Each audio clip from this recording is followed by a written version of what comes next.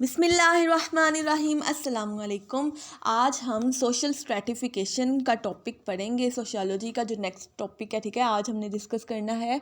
Social stratification का simple meaning है कि मुआशरे को मुख्तलिफ तबकात में या ग्रोहों में तकसीम करना, ठीक है, डिफरेंट रैंकिंग्स में, डिफरेंट जो है हायरार्कीज़ की वजह से, ठीक है, जैसे पावर स्टेटस या प्रेस्टिज की वजह से या एजुकेशनल स्टेटस की वजह से मुआशरे को, जो सोसाइटी को डिफरेंट सेक्ट्स में, डिफरेंट ग्रुप्स में जो एलोकेट कर देना उन इंडिविजुअल्स को, ठीक है, उसमें डिवाइड करना, डिफरेंट ग्रुप्स में तकसीम करने को सोशल स्ट्रैटिफिकेशन कहते हैं, ठीक है। ये इंट्रोडक्शन के बाद जो हम लोग देख लेते हैं वो है डेफिनेशन है सोशल स्ट्रैटिफिकेशन। इंट्रोडक्शन आपको पता ही है, आपने मेन क्रक्स लिखना होता है पूरे क्वेश्चन का, ठीक है, तो इसको सेपरेट से पढ़ने की ज़रूरत नहीं है। आप डेफिनेशन ही यानी कि उठा के जो है वो इंट्रोडक्शन में लिख सकते हैं पहले, और फिर सारा उसका कि किस तरह से ये डिवाइड है, सारा एक पूरे क्वेश्चन का क्रक्स जो है वो लिख सकते हो।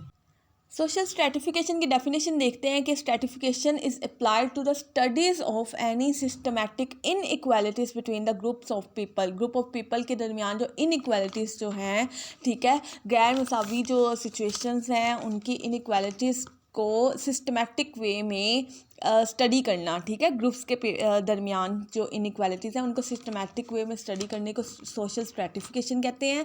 और सोशियोलॉजिस्ट के मुताबिक इसकी डेफिनेशन यही है कि it refers to an arrangement of any social group और societies into a hierarchy of positions that are unequal, ठीक है, एक पूरी हायरार्की में अनइक्वल जो पोजीशंस है ना, जैसे कि ऊपर सबसे नीचे लोअर क्या है, फिर उससे ऊपर, ठीक है, मिडल पे क्या आ जाता है, और फिर उससे ऊपर हाईएस्ट पे क्या आ जाता है, इस तरह की हायरार्की एक सेट कर देना अकॉर्डिंग टू द पोजीशंस, ठीक है, अनइक्वल पोजीशंस, क्योंकि वो अनइक्वल पोजीशंस होल्ड कर रहे होते हैं सोसाइटी में, तो उसके मुताबिक हायरार्की में एक जो है वो अरेंज करने को सोशल स्ट्रैटिफिकेशन कहते हैं। कैरेक्टरिस्टिक्स जो स्ट्रैटिफिकेशन के वो यही है कि रैंकिंग, सबसे पहले तो उसको दर्जे दे दिए जाते हैं, ठीक है, जो जिनके कॉमन कैरेक्टरिस्टिक्स हैं ना, उनको पीपल को या ग्रुप को एक सोशल कैटेगरी में रख दिया जाता है, ठीक है, उसको रैंकिंग दे दी जाती है। जैसे कि अगर पुअर पीपल हैं उनको अलहदा रैंकिंग दी जाएगी, वेल्थी पीपल को अलहदा, ठीक है,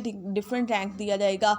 एक्सपीरियंस एंड अपॉर्चुनिटीज़ में यही है कि पीपल्स जो हैं वो live according to opportunities and experience depend upon their rank in society. वो अपने रैंक के मुताबिक ही वो एक्सपीरियंसेस और अपॉर्चुनिटीज़ उनके लिए अवेलेबल होते हैं। और rank of different social categories जो होते हैं वो चेंज बहुत ही कम होते हैं, स्लोली, ठीक है, change very slowly over time, ठीक है, ये ज़्यादा जल्दी चेंज नहीं होते वो रैंक जो है, ठीक है, ये इसकी खसूसियात थी। आगे है सिस्टम ऑफ स्ट्रैटिफिकेशन, और इसकी एक और हेडिंग बन सकती है, ठीक है, important criteria for social stratification in Pakistan. अब सिस्टम ऑफ स्ट्रैटिफिकेशन का अगर देखा जाए तो मैक्स वेबर एक, ठीक है, जो ऑथर है, उसने लिखा था कि 3 एलिमेंट्स हैं सोशल स्ट्रैटिफिकेशन के। उसने कहा इकोनॉमिक रिसोर्सेज हैं, प्रेस्टीज और पॉलिटिकल पावर। उसके मुताबिक ये 3 एलिमेंट्स हैं। इसको लेदर से आप लोग हेडिंग बना के दे सकते हैं कि according to Max Weber 3 elements हैं, इनके बिना पर हम लोग सोशल स्ट्रैटिफिकेशन कर सकते हैं। और लेकिन पाकिस्तानी सोसाइटी में काफ़ी फैक्टर्स हैं जो कि इंपॉर्टेंट क्राइटेरिया इसके लिए डिटर्मिन करते हैं। जैसे कि हम लोग इसको 1 बाय 1 देख लेते हैं। इकोनॉमिक रिसोर्सेज, जैसे कि मैक्स वेबर ने भी कहा था, इकोनॉमिक रिसोर्सेज की बेस पे जो है वो कर सकते हैं इसको डिवीजन। इकोनॉमिक रिसोर्सेज में यही है कि जो लेवल्स ऑफ इनकम, जो वो कमाई उनकी आ रही होती है, आमदनी, ठीक है, वो फॉर ऑल रिसोर्सेज, वो इम्पोर्टेंट इंडिकेटर होता है कि इसकी प्लेस क्या है सोसाइटी में, ठीक है, किसी पीपल की, किसी पर्सन की प्लेस डिटरमिन करने के लिए ये इम्पोर्टेंट क्राइटेरिया है।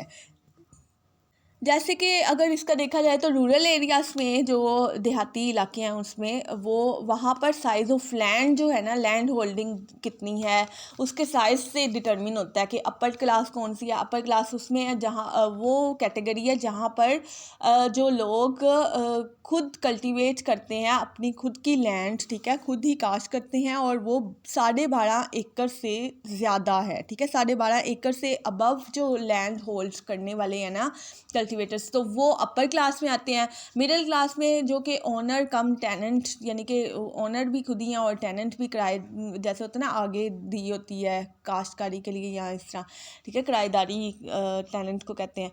तो वो फिर ओनर कम टेनेंट हैं और वो 12.5 एकड़ से कम उनकी लैंड है, तो फिर मिडिल क्लास में आ जाएगा। और लोअर क्लास में टेनेंट्स एंड सर्वेंट्स, ठीक है, वो जो मिज़ारे हैं और जो किराएदार वगैरह जो गुलाम हैं, ठीक है, वो लोअर क्लास में आ जाते हैं। और अर्बन एरियाज़ में इस तरह की अगर इकोनॉमिक रिसोर्सेज के बेस पे डिवीजन की जाए तो अपर क्लास में बड़े बड़े इंडस्ट्रियलिस्ट आ जाएंगे, ठीक है, जो कि फैक्ट्रीज़ वगैरह होल्ड करते हैं, ठीक है, बड़ी बड़ी इंडस्ट्रीज़ होल्ड करते हैं। और इसके अलावा बिजनेसमैन आ जाएंगे, high class officers of government, ठीक है, जो बड़े बड़े ऑफिसर्स हैं 17 ग्रेड प्लस ऑफिसर्स जो हैं, ठीक है, वो ये जो है अपर क्लास से बिलोंग करते हैं। और मिडिल क्लास में वो जिनकी इनकम और एक्सपेंडिचर जिनका यानी कि खर्चा उतना ही है तकरीबन जितनी की आमदनी है, यानी कि कोई उनको कर्ज वगैरह नहीं लेना पड़ता और वो आसानी से उनका गुजारा हो जाता है, वो मिडिल क्लास में। और लोअर क्लास में वो हो जाते हैं जो अनस्किल्ड लेबर्स हैं एंड जॉबलेस पर्सनस जो हैं, वो सारे इसमें छोटी छोटी फैक्ट्रीज़ की में जॉब करते हैं, यानी कि फैक्ट्रीज़ में कोई छोटी मोटी जॉब होल्ड करते हैं, या फिर जॉबलेस पर्सनस हैं, वो लोअर क्लास में आ जाते हैं। ये थी इकोनॉमिक जो रिसोर्सेज की बिना पे ना ये स्ट्रेटिफिकेशन थी in rural and urban areas, हमने सेपरेटली इसको बता दिया।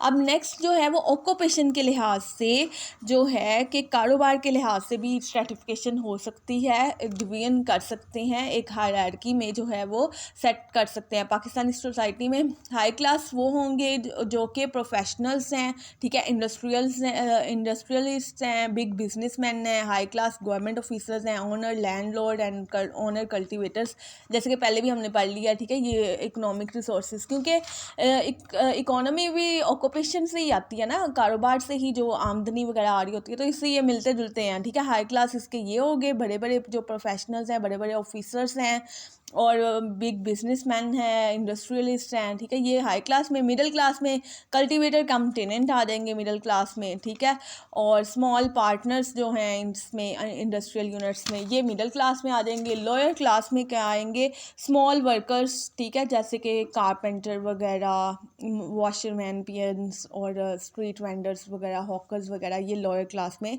आ जाएंगे। ये हो गई डिवीजन उसके मुताबिक, ऑक्यूपेशन के मुताबिक।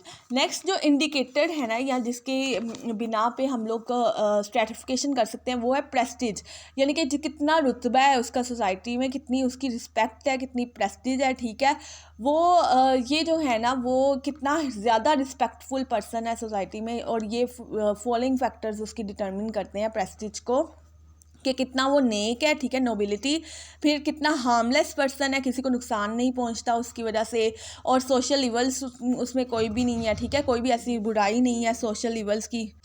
फिर जो है करप्शन वगैरह से, ठीक है, जैसे कि पाक है। और उसके बाद पार्टिसिपेट करता है वेलफेयर वर्क्स में, समाजी फलाह व बहबूद के काम, ठीक है, वो करता है। हेल्पिंग द नीडी, जो भी ज़रूरतमंद है लोग हैं उनकी मदद करता है। फेथफुल एंड ट्रूथफुल है, ठीक है, सच्चा है, ईमानदार है।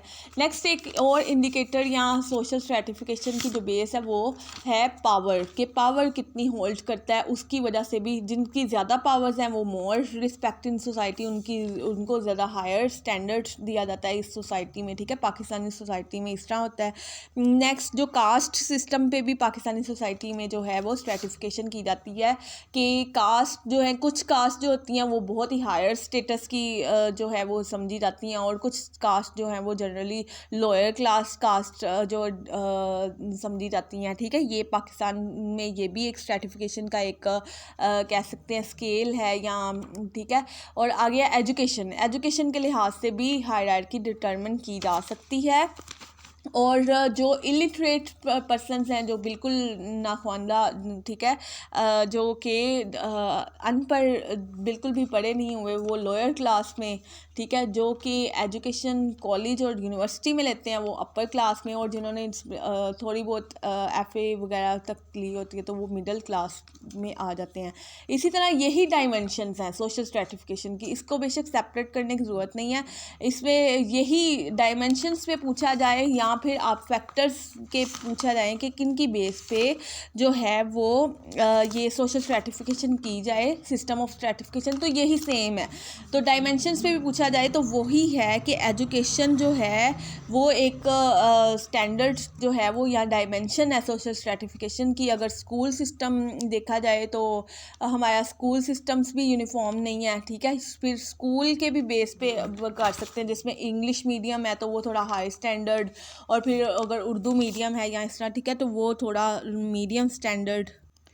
और फिर हर किसी के पास यहाँ पर एक्सेस भी नहीं है, इक्वल एक्सेस भी नहीं है प्राइमरी, सेकेंडरी और हायर एजुकेशन के, ठीक है, के लिए। फिर ऑक्यूपेशन में भी ऐसे ही है कि ऑक्यूपेशन भी स्टैंडर्ड है, एक डायमेंशन है इसको सेट करने का, सोशल स्ट्रैटिफिकेशन को, ठीक है। और ऑक्यूपेशंस जैसे कि जजेस हैं, लॉयर्स हैं, यूनिवर्सिटी प्रोफेसर्स हैं, ठीक है, वो मोस्ट प्रेस्टिजियस प्रोफेशंस हैं या ऑक्यूपेशंस हैं इन आवर सोसाइटी। और जो छोटे मोटे जो बाकी काम करते हैं, ठीक है, वो लो प्रेस्टिज रखते हैं। फिर इनकम, जो जिसकी ज़्यादा इनकम है वो ज़्यादा कंसीडर्ड, रिस्पेक्टफुल कंसीडर किया जाता है। और बाकी इसी तरह ये सोशल स्ट्रैटिफिकेशन का जो क्वेश्चन है ना, ये आपका मेन है कि सोशल स्ट्रैटिफिकेशन किन फैक्टर्स पर, किन डायमेंशंस पर होती है, ठीक है। ये सारा है कि पाकिस्तानी सोसाइटी में डिफरेंट फैक्टर्स हैं या डिफरेंट डायमेंशंस हैं, जैसे कि एजुकेशन है, इकोनॉमिक रिसोर्सेज हैं, ऑक्यूपेशन है, ठीक है, कास्ट है, प्रेस्टीज है, पावर है, एजुकेशन है, ये सारी डायमेंशंस ही हैं, यही सारी सिस्टम ऑफ स्ट्रैटिफिकेशन है जिसकी बेस पर एक हायरार्की सेट की जाती है और डिफरेंट पोजीशंस पर जो है अनइक्वल पोजीशंस पर इनको सेट किया जाता है। नेक्स्ट हम लोग सोशल मोबिलिटी को इंशाल्लाह देखेंगे। तो होप ये आपको समझ आ गया सोशल स्ट्रैटिफिकेशन का क्वेश्चन आज का। Thank you so much. अल्लाह हाफिज़।